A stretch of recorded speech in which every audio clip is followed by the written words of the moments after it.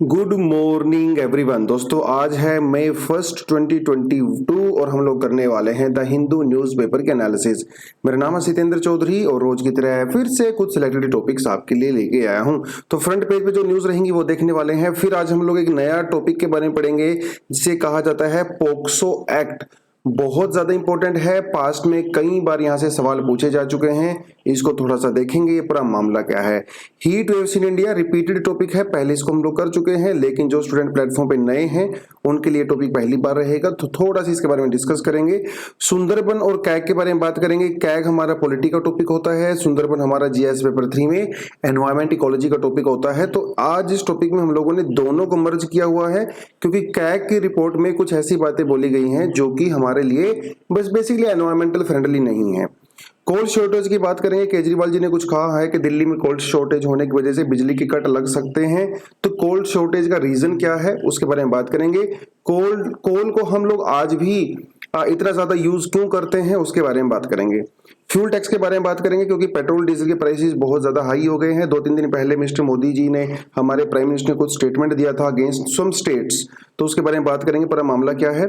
Electric vehicles catching fire, बहुत ज्यादा आग लग रही है इलेक्ट्रिक व्हीकल्स में, खड़े हुए चलते हुए हर जगह पे आग लग रही है। तो क्यों आग लग रही है, उसका रीजन क्या है, उसके बारे में थोड़ा सा बात करेंगे। ये आज का एक्चुअली एक्सप्लेनर सेक्शन है, ठीक है। संडे है ना, तो आज एडिटोरियल सेक्शन तो होता नहीं, आज हमारे पास एक्सप्लेनर सेक्शन होता है, कुछ ना कुछ साइंस एंड टेक्स ही होता है। तो new virus in the future, ये एक नया स्टडी सामने आया है, तो इसके बारे में बात करेंगे। फूड फोर्टिफिकेशन के बारे में बात करेंगे, इसके बारे में वैसे बात हम लोग पहले कर चुके हैं, तो ये टॉपिक भी वैसे तो रिपीटेड ही रहने वाला है, लेकिन थोड़ा सा इसको भी हम लोग देख लेंगे। Then we have some additional articles also, ठीक है। जिले के बाद देख लेते हैं आज फ्रंट पेज पे क्या है। फ्रंट पेज पे जो सबसे पहली न्यूज है हमारे पास, वो मैंने वहां पे ऐड नहीं की थी, लेकिन यहाँ पे आती है। Governments ignoring court orders, CJI. देखिए भैया, CJI chief justice of India Ramana ji सीधा सीधा कह रहे हैं कि कोर्ट जो भी आदेश सुनाता है सेंटर या स्टेट गवर्नमेंट्स उनकी रिस्पेक्ट नहीं करती हैं। और आज के समय में जो सबसे बड़ी प्रॉब्लम है वो पता क्या है, वो ये है, एक नई प्रॉब्लम सामने आई है, कंटेम्प्ट पेटिशंस। पेटिशन का मतलब होता है जब आप कोर्ट के अंदर कोई रिक्वेस्ट डालते हो, किसी केस के लिए पेटिशन डालते हो कि भैया मुझे ये केस लड़ना है, ये मेरा कंसर्न है। आज के समय में एक सीजेआई का कहना है कि एक नया कंसर्न सामने आ गया है, कंटेम्प्ट पिटीशन। कंटेम्प्ट पिटीशन मतलब ये होता है कि मान लो कोर्ट ने किसी आदमी के अगेंस्ट में, किसी ऑर्गेनाइजेशन, किसी के खिलाफ कोई वर्डिक्ट सुनाया, लेकिन वो आदमी उस वर्डिक्ट का पालन नहीं कर रहा है, तो उसके अगेंस्ट में कंटेम्प्ट पिटीशन लगाई जाती है। जैसे मान लो मैंने किसी को थप्पड़ मार दिया और कोर्ट ने मुझे कहा कि भैया थप्पड़ मारने के जुर्म में तुम्हें 15 साल की सजा सुनाई जाती है, ठीक है। और या फिर मेरे ऊपर 10,000 रुपए का फाइन लगाया जाता है और मैंने 10,000 रुपए का फाइन दिया नहीं, तो मैंने कोर्ट के आदेशों का कंटेम्प्ट किया, उनकी, जिसे मान लो हिंदी में उल्लंघन कहते हैं। तो उन्होंने कहा कि भैया आजकल ये नया ट्रेंड में आ गया है कंटेम्प्ट पिटीशन, क्योंकि स्टेट गवर्नमेंट, सेंट्रल गवर्नमेंट उसके आदेशों का पालन करते ही नहीं है। तो ये जो डेलिब्रेट एक्शन लिए जाते हैं गवर्नमेंट के द्वारा, ये बिल्कुल भी हमारी जुडिशरी के लिए और हमारे सिस्टम के लिए सही नहीं है, ऐसा उन्होंने बेसिकली इस पूरी मीटिंग में कहा। और भी इन्होंने कई सारी चीजें बोली। इन्होंने कहा कि देखो, जो लेजिस्लेचर्स होते हैं, लेजिस्लेचर अगर अपने काम को अच्छे से समझेंगे, लेजिस्लेचर अगर अपनी जिम्मेदारी को समझेंगे, तो कोर्ट के ऊपर बर्डन कम हो जाता है। क्योंकि जब लेजिस्लेचर कुछ खराब कानून बनाते हैं या उस कानून को प्रॉपर इंप्लीमेंट नहीं करते एग्जीक्यूटिव, तभी तो कोर्ट केस में जाता है ना। लेकिन अगर वो पहले से ही अच्छी से स्टडी करके, पहले से ही अच्छे से उसको समझ के कानून पास करेंगे, तो कोर्ट के ऊपर बर्डन कम हो जाएगा। तो ये भी सीजेआई ने कहा कि देखो भैया, हम लोग जानबूझ के आपके काम में टांग नहीं अड़ाते हैं। ऐसा नहीं है कि हम लोग जुडिशियल एक्टिविज्म हमें करना है, हम बड़ा खुश हैं उससे, नहीं नहीं, मन से नहीं करते हैं। लेकिन जब आप अपने ढंग से काम नहीं करोगे तो हमें इनडायरेक्टली फोर्स किया जाता है, तब हम जाके कहीं ना कहीं आपके काम में अड़ंगा अड़ाते हैं, या फिर टांग अड़ाते हैं, या फिर हमारी जो पावर होती है उसको ब्रीच कर देते हैं। तो ऐसी ऐसी कुछ कुछ बातें यहाँ पे बोली गई हैं। बाकी हमारे प्राइम मिनिस्टर ने भी कई चीज़ें बोली हैं, खासकर लैंग्वेजेस को लेके, कि जो आम आदमी है उसको इंग्लिश में पेटिशन डालना पड़ता है, उसको वो समझ में आता नहीं है, तो लोकल लैंग्वेज में भी हम लोग जुडिशरी का काज कर सकते हैं। बेसिकली इस तरह की कुछ कुछ बातें कही हैं, तो वो सारा चीज़ है। एक छोटा सा आर्टिकल और है यहाँ पे, ED seizes 5,551 rupees crore of the Xiaomi mobile. तो आप भी एमआई वगैरह के मोबाइल यूज करते होंगे, तो उसको लेकर कुछ कंट्रोवर्सी है, क्योंकि एमआई से जो भी इनकम होती है देश से, तो अपनी फॉरेन कंपनी को ट्रांसफर कर देती है। वो एक अलग चीज है। लेकिन यहाँ पे ईडी के बारे में आपको पता होना चाहिए, एनफोर्समेंट डायरेक्टरेट, इसके बारे में मेरे ख्याल से पिछले 6 महीने में हम लोग 10 बार बात कर चुके हैं, तो अभी आज इसको मैं नहीं करवाऊंगा। लेकिन जो बच्चे नए हैं प्लेटफॉर्म पे उनके लिए बता देता हूँ कि ईडी हमारे लिए एक इंपॉर्टेंट टॉपिक होता है जीएस पेपर 3 से, वो आपको पता होना चाहिए, राइट। आगे कभी ईडी के बारे में थोड़ा और कोई बड़ा आर्टिकल आएगा तो डेफिनेटली ईडी को हम उसमें कवर करेंगे। फ्रंट पेज पे यही है, एक फ्रंट पेज पे यहाँ पे न्यूज है, after sizzling April temperature in may high. इसको हम थोड़ी देर में करेंगे अपने मेन टॉपिक में। लेकिन आज मेन टॉपिक में बढ़ते हैं सीधा। मेन टॉपिक सबसे पहले हमारे पास आता है पोक्सो एक्ट। लेकिन पोक्सो एक्ट में जाने से पहले और आगे डिटेल में जाने से पहले आपको मैं बताता चलूं कि हम लोगों ने कल से ओरिएंटेशन बैच स्टार्ट कर दिया है। 2-3 दिन में जो है आपकी ज्योग्राफी की क्लासेस स्टार्ट होने वाली है फाउंडेशन कोर्स में। तो जिन बच्चों ने फाउंडेशन कोर्स में एडमिशन नहीं लिया है या फिर लेने का मन बना रहे हैं, अभी तक कंफ्यूजन में थे, तो अभी तक मेरे ख्याल से आपकी कंफ्यूजन दूर हो जाने चाहिए। तो हम लोगों ने फाउंडेशन बैच लॉन्च कर दिया है, व्हाट्सएप लिंक आपको दिया हुआ है, इस पे जाके आप सारी जानकारी ले लीजिए। डिस्क्रिप्शन में आपको लिंक मिलेगा, वहां पे फॉर्म भरिए और अपने एडमिशन लीजिए। आप यहाँ पे फीस ईएमआई से भी दे सकते हो। 1000 से प्लस आवर्स की हमारे पास क्लासेस होने वाली हैं, जिसके अंदर प्रीलिम्स, मेंस और एसए की टेस्ट सीरीज भी इंक्लूड होने वाली है। तो डरने की कोई बात नहीं है, सीधा आपने एकदम पूरे कॉन्फिडेंस के साथ ज्वाइन करिए। उसके अलावा करंट अफेयर का कॉम्प्रिहेंसिव कोर्स भी हम लोग करवा रहे हैं। वो 8 से 11 जो है सैटरडे को उसकी क्लासेस रहेंगी। प्रॉपर आपको मैगजीन दिया जाएगा, क्विज दिया जाएगा, सारी चीजें आपको हम यहाँ पे डिटेल में देने वाले हैं। तो जो स्टूडेंट इंटरेस्टेड हैं वो जाके इसका फायदा उठा सकते हैं। अब बढ़ते हैं दोस्तों, आज हुआ क्या था कुछ खास। यस, 1 मई 1960 महाराष्ट्र को बनाया गया था भैया। तो पहले महाराष्ट्र और गुजरात एक साथ ही हुआ करते थे। तो गुजराती स्पीकिंग और मराठी लोग दोनों एक साथ में ही काम धंधा करते थे। लेकिन महाराष्ट्र में कुछ मूवमेंट चली, सौराष्ट्र वाले में रीजन में भी चला, थोड़ा मराठावाड़ रीजन में मूवमेंट चला। वायलेंट मूवमेंट नहीं था, पीसफुल मूवमेंट था, लेकिन 1960 को दोनों को अलग कर दिया गया। ठीक है जी, क्योंकि स्टेट रीऑर्गेनाइजेशन आपके जीएस पेपर 2 में एक बहुत इंपॉर्टेंट टॉपिक होता है। बिल्कुल डायरेक्टली मेंशन किया गया है हमारे सिलेबस के अंदर, state reorganisation after independence, right. तो ये बहुत इंपॉर्टेंट टॉपिक होते हैं आपके, ये आपको पता होना चाहिए कौन से स्टेट कहाँ बने, कब बने, उसके पीछे की फिलॉसफी क्या थी, कौन कौन सी कमिटीज हम लोगों ने बनाई हैं उसके लिए, लिंग्विस्टिक का यहाँ पे क्या रोल है, कल्चर का यहाँ पे क्या रोल है, वो सब आपको पता होना चाहिए। पहले इस टॉपिक बढ़ते हैं, POCSO court awards death sentence to 2। तो वैसे तो केस राजस्थान का है। वहां पे कुछ लोगों ने एक बेचारी बच्ची थी कोई 15-16 साल की, उसका रेप किया और उसको बड़ा हीनियस तरीके से उसका मर्डर भी किया। उस केस में वर्डिक्ट आया है और उनमें से 2 लोगों को डेथ सेंटेंस मिला है। तीसरा जो आदमी था जिसने रेप किया था वो माइनर था, तो अभी 18 साल से कम था, तो उसको डेथ सेंटेंस नहीं दिया। तो पोक्सो एक्ट के बारे में आपको पता होना चाहिए। कोई न्यूज आपके लिए ऐसा खास इंपॉर्टेंट नहीं है, क्योंकि इस तरह के बहुत सारे केस हमारे पास ऑलरेडी एग्जाम्पल के तौर पे हैं। किसी का अगर ये याद रह जाता है तो आप ये भी दे सकते हो अगर एग्जाम में क्वेश्चन आता है तो। लेकिन पोक्सो एक्ट एक बहुत इंपॉर्टेंट एक्ट है हमारे यहाँ पे। पोक्सो एक्ट जो दोस्तों जो चिल्ड्रन होते हैं उनको प्रोटेक्शन करने के लिए बना गया है। उनके सेक्सुअल ऑफेंस वगैरह जो होते हैं ना, किसी ने को छेड़खानी कर दिया या पोर्नोग्राफी, सेक्सुअल हरासमेंट, उन सब से प्रोटेक्शन प्रोवाइड कराने के लिए पोक्सो एक्ट हम लोगों ने 2012 में बनाया था। बाद में हम लोगों ने इसमें अमेंडमेंट भी किए। तो पोक्सो एक्ट बेसिकली कई सारी चीजें कंसिडर करता है। अगर वो बच्चा मेंटली इल होता है तो बहुत ही खराब, मतलब हीनियस क्राइम में माना जाता है। और अगर उसने बाद में जो है when the abuse is committed by, अगर कोई नॉन पर्सन होते हैं, कोई रिश्तेदारी में होता है, फैमिली में होता है, तो उस केस में बहुत ही हीनियस क्राइम माना जाता है। या फिर किसी सिक्योरिटी फोर्स के किसी मेंबर ने ने जो है अगर वो रेप करता है तो वो पब्लिक सर्वेंट अगर, क्योंकि ये चीज ना आपका पूरा सिस्टम से भरोसे को उठा देती है। मतलब कोई पुलिस वाला ही अगर किसी बच्चे का रेप कर रहा है तो फिर तो भैया रक्षक ही भक्षक बन गया ना। तो ये एक्सट्रीम केस हो जाता है वायलेंस का, और एक्सट्रीम केस हो जाता है सेक्सुअल ऑफेंसेस का। तो वो सारी की सारी चीजें हैं। और अगर कोई ऐसा पर्सन है जो टीचर है, डॉक्टर है, हॉस्पिटल का स्टाफ है, उस केस में ये जो सेक्सुअल असोल्ट होता है वो अग्रेवेटेड सिचुएशन में मान लिया जाता है, मतलब बहुत ही हाई। तो क्या फीचर्स हैं इसके थोड़ा सा देख लेते हैं। पहली बात तो जेंडर न्यूट्रल है, इसमें मेल और फीमेल का चिल्ड्रन होता है, चाहे मेल हो या फीमेल हो, तो ये जेंडर न्यूट्रल आपको ध्यान रखना है।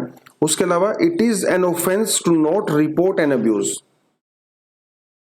अगर कोई सेक्सुअल अब्यूज होता है तो वो मैंडेटरी है कि आप पुलिस में जाइए, उसकी रिपोर्ट करवाइए। अगर आपने उस बात को दबा दिया, कई बार ऐसा होता है फैमिली के अंदर ही रेप हो जाते हैं, ब्रदर, अंकल, फादर, वो लोग भी रेप कर देते हैं। उस केस में अगर फैमिली उस केस को दबाती है और बाद में अगर वो पता चलता है तो फैमिली मेंबर्स के अगेंस्ट में जिसने वो केस को दबाया है उनके खिलाफ भी कार्रवाई की जा सकती है। No time limit for the reporting case. अगर आपका रेप मान लो पास्ट में हुआ है, सेक्सुअल अगर आपके साथ अब्यूज पास्ट में हुआ है तो फ्यूचर में भी जाके आप उसकी रिपोर्ट करवा सकते हो, क्योंकि पहले तो वो बच्चा होता है ना यार, बच्चे को इतनी समझ में नहीं आती है, उसको डर होता है, उसको चीजें पता नहीं चलती हैं। तो जब वो सयाना होता है बच्चा, 18 साल से प्लस होता है, 21 22 25 साल का, तब उसके अंदर जाके हिम्मत आती है, उसको समझ में आती है चीजों की, वो तब भी जाके उसकी रिपोर्टिंग करवा सकते हैं। कोई ऐसा टाइम लिमिट यहाँ पे है नहीं। अब अगर 8 साल के बच्चे के साथ कुछ सेक्सुअल अब्यूज हुआ है, आप उससे एक्सपेक्ट थोड़ी ना करोगे वो पुलिस में जाएगा रिपोर्ट करवाएगा।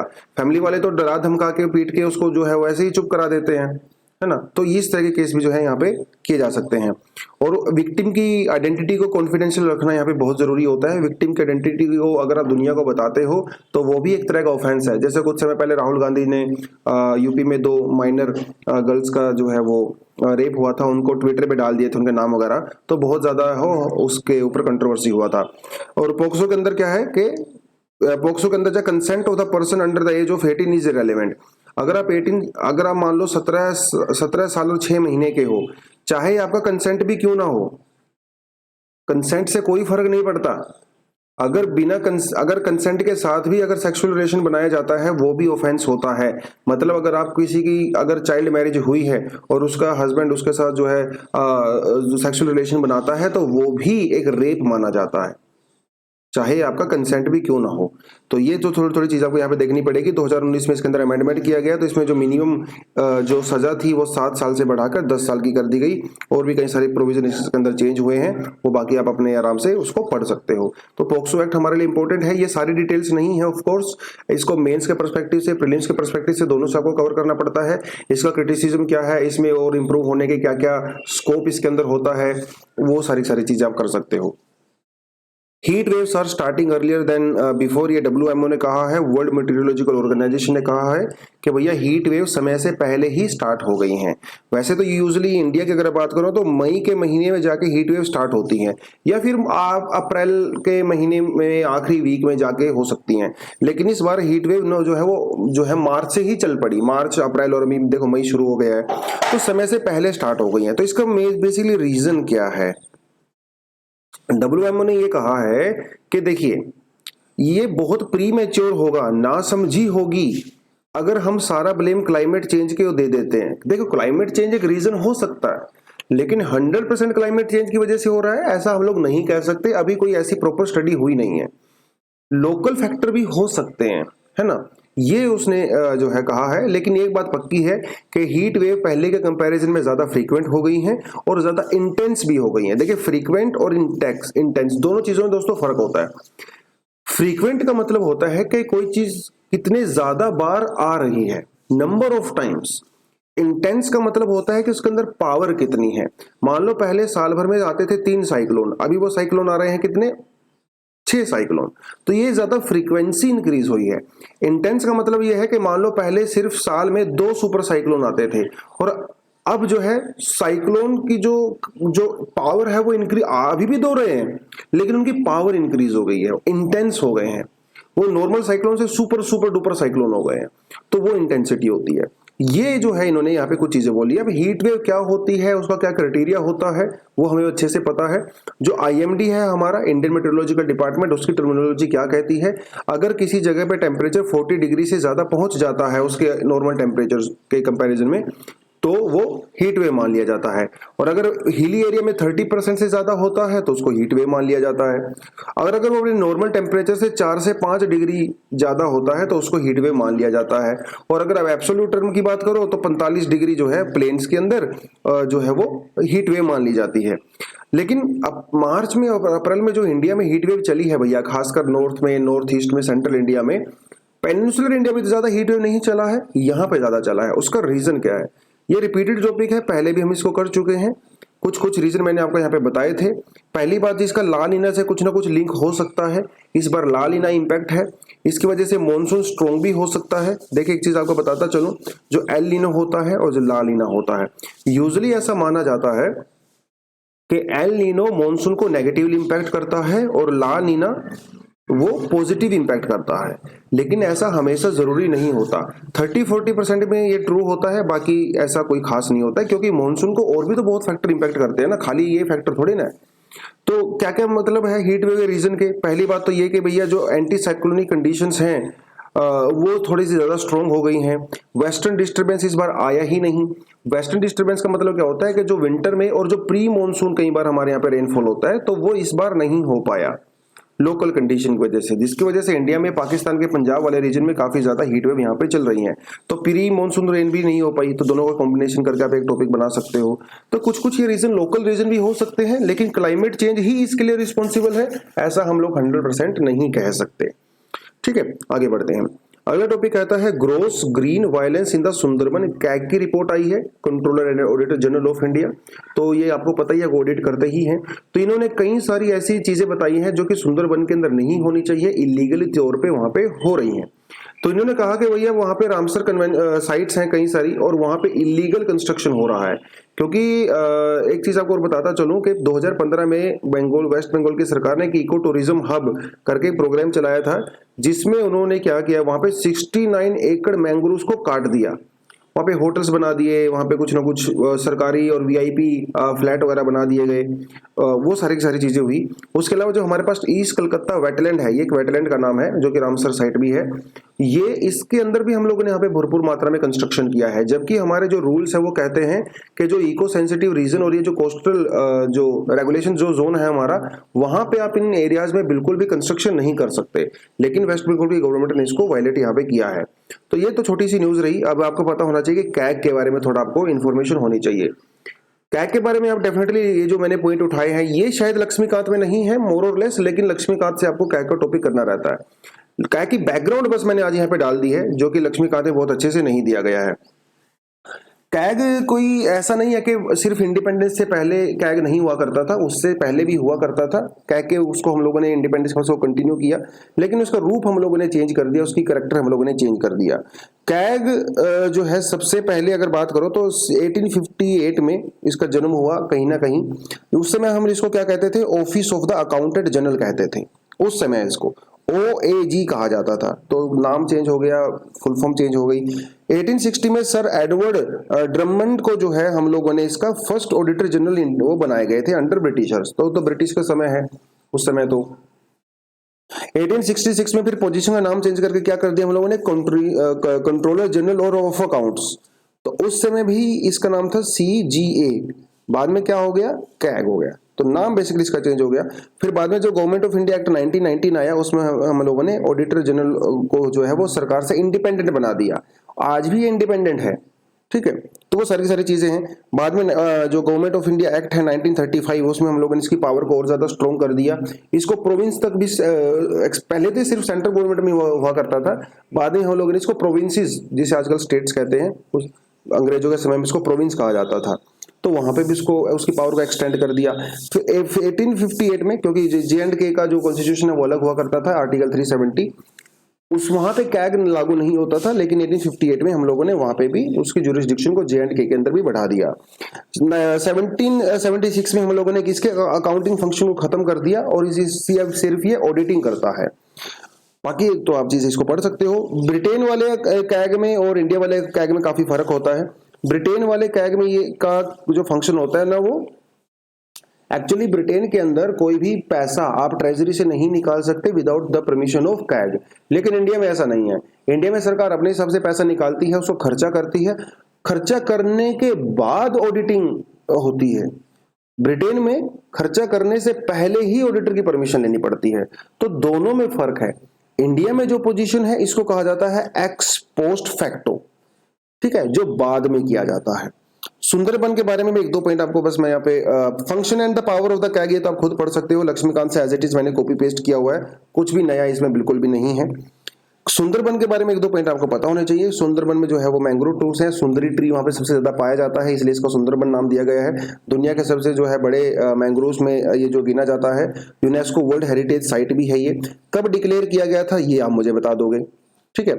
और काफी जो रूट्स इसके देखिए कैसे होते हैं, कुछ रूट्स आपको जो है पानी के अंदर नजर आ रहे होंगे, ये जो कुछ रूट्स हैं वो बाहर की तरफ होते हैं, है ना। तो जब हाई टाइड आता है तो ये पानी के अंदर चले जाते हैं, लो टाइड आता है तो पानी से नीचे चले जाते हैं। तो बड़े खास तरह के रूट्स होते हैं, क्योंकि यहाँ का वाटर जो है ना वो सोल्टी होता है, और यार सोल्टी वाटर में पानी पेड़ पौधे जो है अच्छे से सर्वाइव नहीं कर पाते हैं। तो इन्होंने क्या किया, अब देखो इनको ऑक्सीजन तो चाहिए ना, तो इनके जो जड़ें होती हैं, जो इनके तने होते हैं, इनके ऊपर कुछ खास तरीके से पोर्स होते हैं, ठीक है, कुछ होल्स टाइप के बने होते हैं जहां से वो लोग ऑक्सीजन को लेते हैं और एयर से कनेक्ट करते हैं।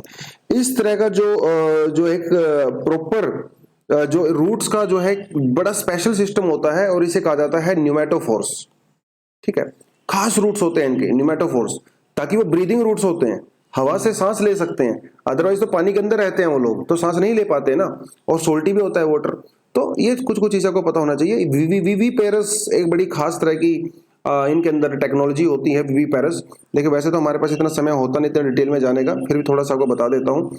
जैसे मान लो ये एक ट्री है कोई, ठीक है, तो ये बेसिकली खास मैंग्रोव के बारे में बात कर रहा हूं मैं। तो जैसे मान लो नीचे जो पानी है वो तो सोल्टी है। अब जो जो सीड होता है बेचारा, अब सीड अगर वो नीचे जाएगा सोल्टी वाटर में तो सर्वाइव नहीं कर पाएगा ना।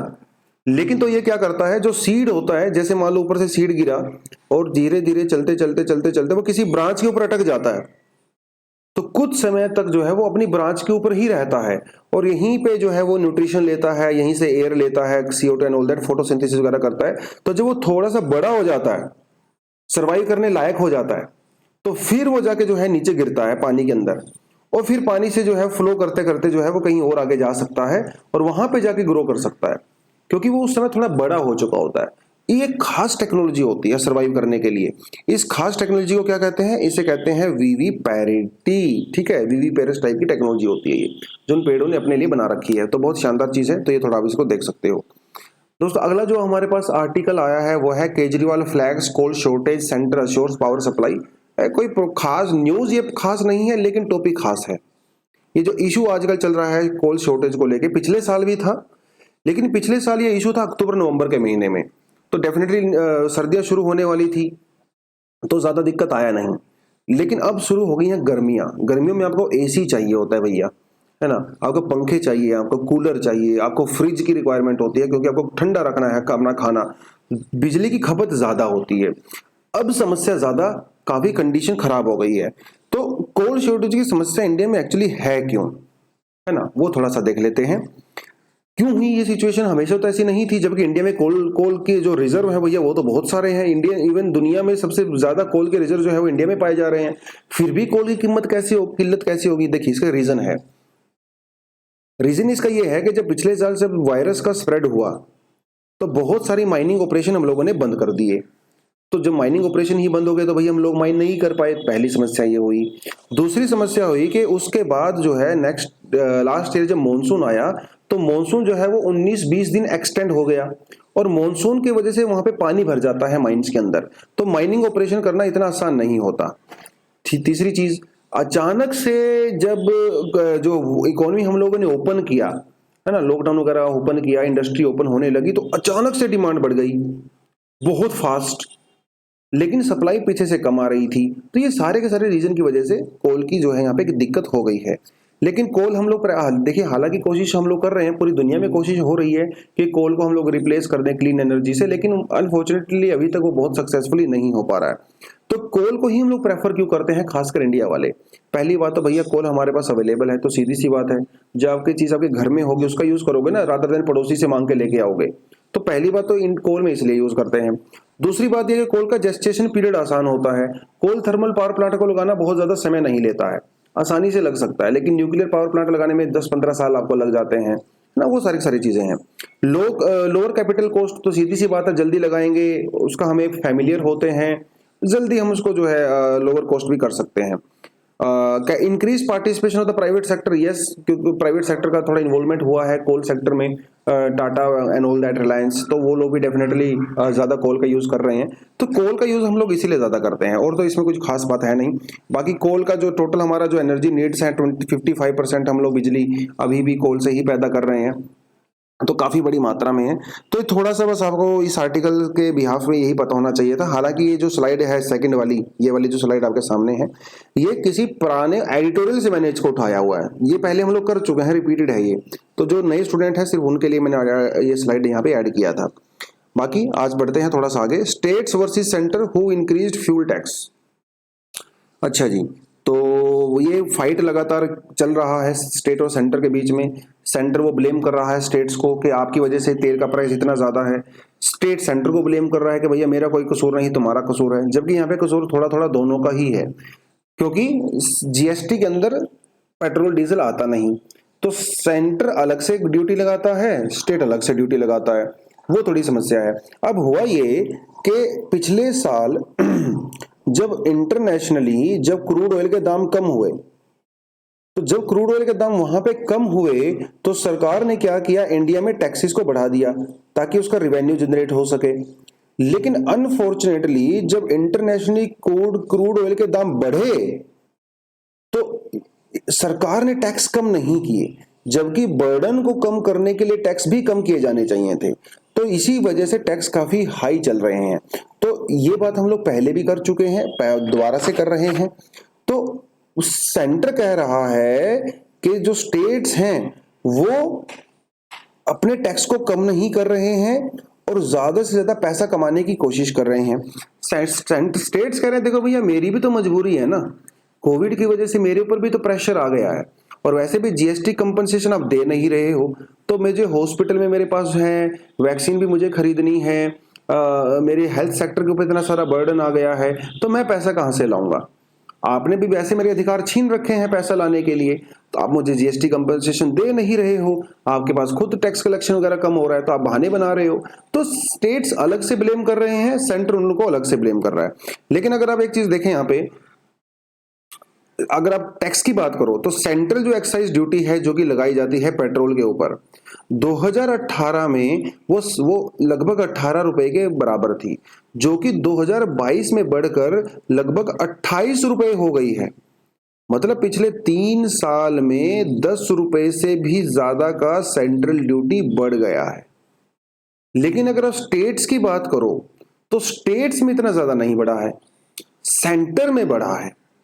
ठीक है, कुछ स्टेट्स का एग्जांपल भी यहाँ पे दिया है कि केरला जो है वो 30% चार्ज करता है, उसके ऊपर थोड़ा बहुत जो है सेस भी लगाता है। तेलंगाना जो है 35% चार्ज करता है। वेस्ट बंगाल यहाँ पे 13 रुपए पर लीटर चार्ज करता है। कुछ ठीक अलग अलग जगह यहाँ पे इन्होंने बताया हुआ है। लेकिन अल्टीमेटली निचोड़ पूरी देखिए, पूरा आर्टिकल आपको पढ़ने की जरूरत नहीं है, बहुत फैक्चुअल है, लेकिन अल्टीमेटली कंक्लूजन ये निकला है कि over a period of time, यानी कि 2018 के बाद से सेंट्रल गवर्नमेंट के टैक्स ज्यादा इंक्रीज हुए हैं as compare to state government. ये फैक्ट्स हैं, ओपिनियन नहीं है। ओपिनियन तो गलत सलत भी हो सकता है, फैक्ट आपको बिल्कुल क्लियर पिक्चर देते हैं। तो सेंटर का ये कहना सिर्फ स्टेट्स को ऊपर ब्लेम डालना वो सही नहीं है, क्योंकि आंकड़े बताते हैं कि सेंटर का टैक्स इंक्रीज हुआ है, स्टेट्स का टैक्स इंक्रीज हुआ है, लेकिन कंपैरेटिवली उतना ज्यादा नहीं हुआ है। ये थोड़ा सा आप यहाँ पे इसको देख सकते हो। एक और आर्टिकल हमारे पास है, वो कहता है क्लाइमेट चेंज में increase risk of new infection. देखिए ये कोई छोटी मोटी स्टडी किसी कॉलेज वगैरह में हुई है तो इसलिए ज्यादा इंपॉर्टेंट है नहीं। जब तक कोई स्टडी पीयर रिव्यू, जिसका पीयर रिव्यू नहीं किया जाता, या फिर जो लार्ज स्केल पे जिसको एक्सेप्ट नहीं किया जाता, तब तक वो स्टडी बहुत ज्यादा रेलेवेंट होती नहीं है। लेकिन ये स्टडी का मानना ये है कि आने वाले समय में क्लाइमेट चेंज की वजह से क्या होगा, क्लाइमेट चेंज की वजह से होगा लार्ज स्केल माइग्रेशन, है ना। तो खासकर ये मैमल्स की बात कर रहे हैं, लेकिन मैमल्स के अलावा बर्ड्स भी तो माइग्रेट करेंगे ना, और बर्ड्स के साथ साथ जो हमारे मरीन लाइफ है, जो फिश वगैरह है, वो लोग भी तो माइग्रेट करेंगे ना। लेकिन यहाँ पे बात मैमल्स की हो रही है, इस स्टडी में पर्टिकुलरली मैमल्स की बात की है। तो इन्होंने कहा कि क्लाइमेट चेंज की वजह से जब ये सारे के सारे जानवर जब माइग्रेट करेंगे तो डेफिनेटली वो ह्यूमन पॉपुलेशन के अंदर जो है उनके साथ इंटरेक्शन करेंगे। तो और जब एनिमल्स, जो वाइल्ड एनिमल्स ह्यूमंस के साथ इंटरेक्शन करते हैं तो इसके चांसेस बढ़ जाते हैं कि जो डिसीज है, जो वायरस है, वो एनिमल से ह्यूमन के अंदर ट्रांसफर हो सकता है।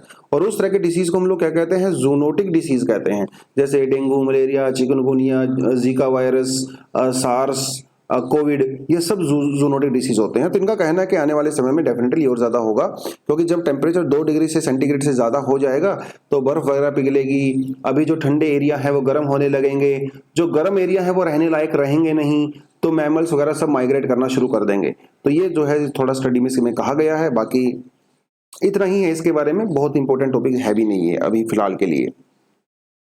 फिर कहता है 600 rice mills install blending machines for the rice fortification.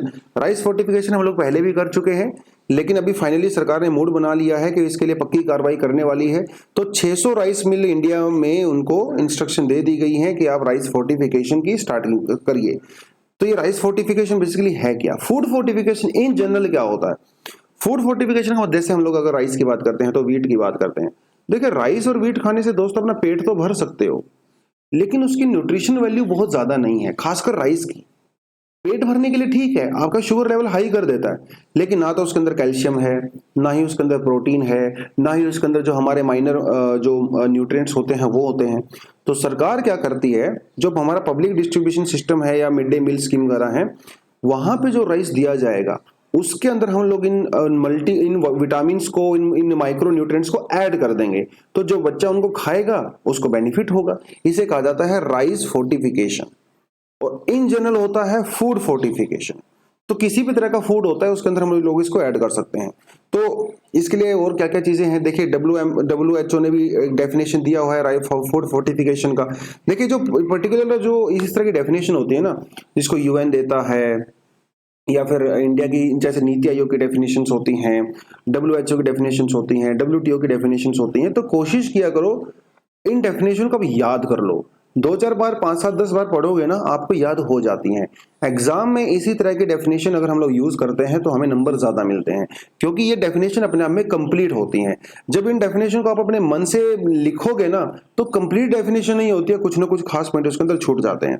तो अकॉर्डिंग टू WHO, फोर्टिफिकेशन की कैसे डिफाइन करता है WHO? It's a practice of deliberately मतलब जानबूझकर, increasing the content of essential micronutrients. अब ये यहाँ पे मैक्रोन्यूट्रिएंट की बात नहीं कर रहा है, वो प्रोटीन, जैसे हमारे जो मैक्रोन्यूट्रिएंट होता है, जैसे प्रोटीन होता है ना, कार्ब्स होते हैं, फैट्स होते हैं, ये हमारे मैक्रोन्यूट्रिएंट्स होते हैं।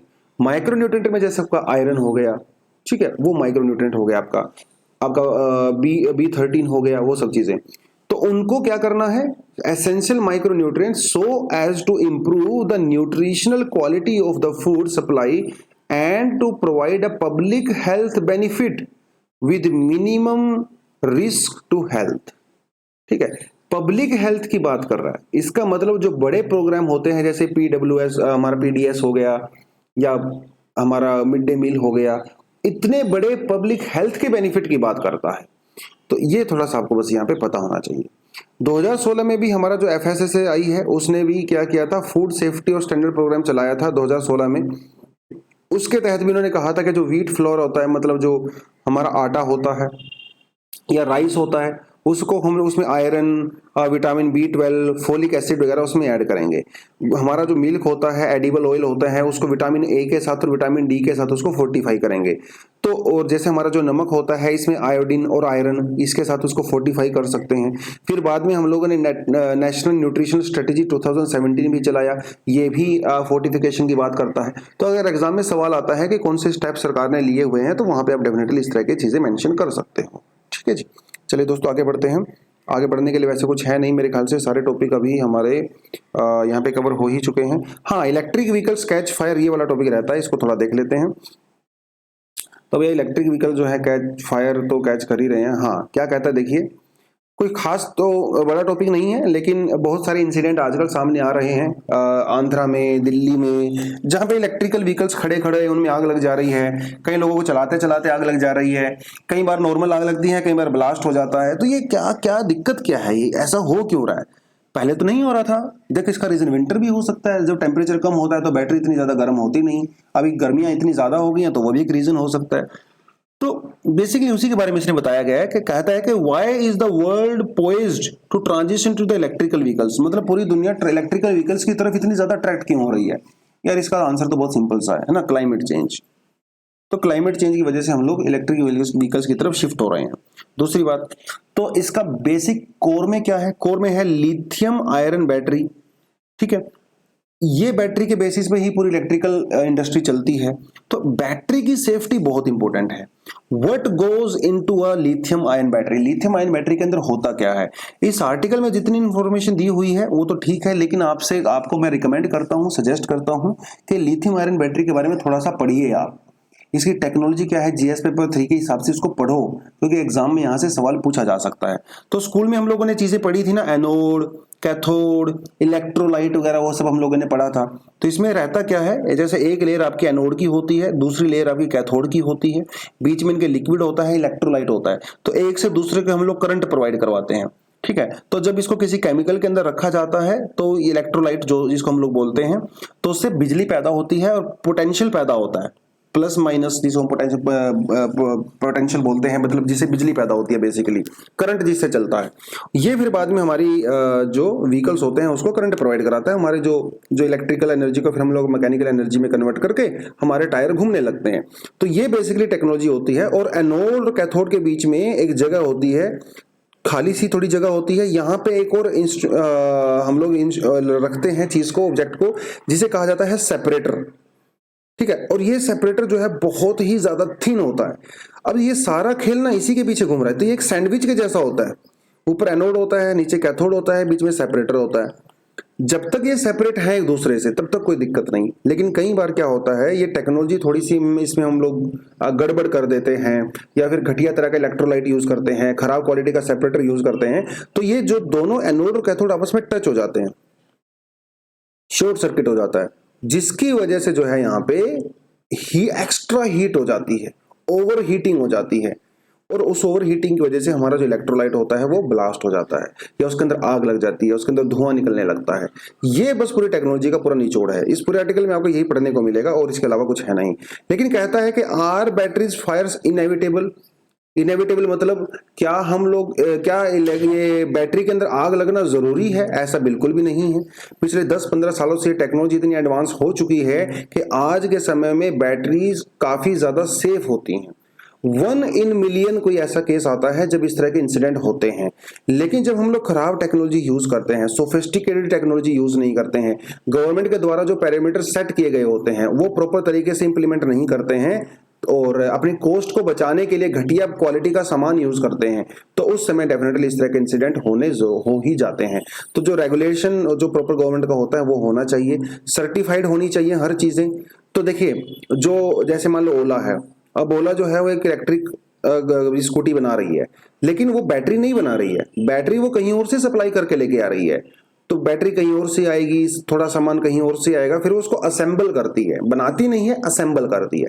तो ये जो बैटरी बनाने वाली कंपनी है, इनके ऊपर ज्यादा रेगुलेशन होना चाहिए, टेक्नोलॉजी जो है अच्छी होनी चाहिए, सामान बढ़िया यूज होना चाहिए।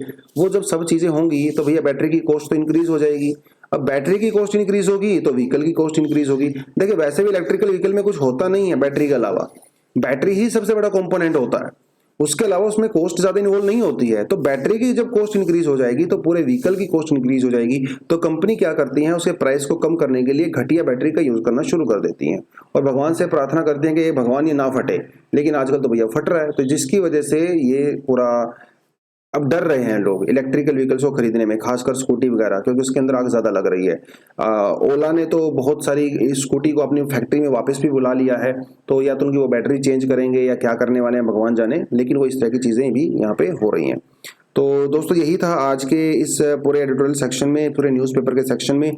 आई होप आपको पसंद आया होगा न्यूज़पेपर का एनालिसिस। अगर पसंद आया तो इसको वीडियो को लाइक जरूर किया करो, कमेंट सेक्शन में थोड़ा बहुत फीडबैक दिया करो यार, क्या चीज़ अच्छी लगी, क्या नहीं लगी, कितना आपने यहाँ से सीखा, कितना नहीं सीखा, आपकी प्रिपरेशन का लेवल क्या है, कुछ प्रॉब्लम्स है तो कमेंट सेक्शन में पूछ लिया करो, ठीक है ना। इस तरह की चीज़ें आपको करना जरूरी है। तो आज के लिए दोस्तों इतना ही। Thank you very much, all the best and जय हिंद।